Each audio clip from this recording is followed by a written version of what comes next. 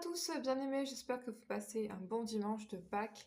Aujourd'hui, on va continuer notre série sur la perfection en Christ et je vais continuer à m'interroger sur comment Dieu nous perfectionne.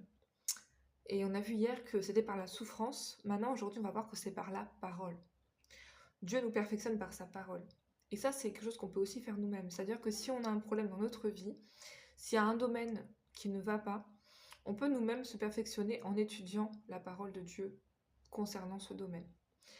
2 Timothée chapitre 3 verset 16, la Bible dit: toute l'écriture est inspirée de Dieu et utile pour enseigner, pour convaincre, pour corriger, pour instruire dans la justice, afin que l'homme de Dieu soit accompli et propre à toute bonne œuvre.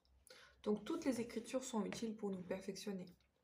Et on doit absolument s'adonner à l'étude de la parole pour se perfectionner. Donc Dieu nous perfectionne par sa parole. Ça, c'est absolument essentiel. Pour un chrétien, plus vous connaissez la parole de Dieu, plus vous allez vous perfectionner. Et ça, c'est naturel. On n'a pas besoin de faire beaucoup d'efforts. Simplement, comprendre la parole de Dieu, l'assimiler, et on se perfectionne. Psaume 19, et je m'arrête là pour aujourd'hui. Psaume 19, à partir du verset 8, la Bible dit: la loi de l'Éternel est parfaite, elle restaure l'âme. Le témoignage de l'Éternel est véritable, il rend sage l'ignorant. Les ordonnances de l'Éternel sont droites, elles réjouissent le cœur. Les commandements de l'Éternel sont purs, ils éclairent les yeux. La crainte de l'Éternel est pure, elle subsiste à jamais.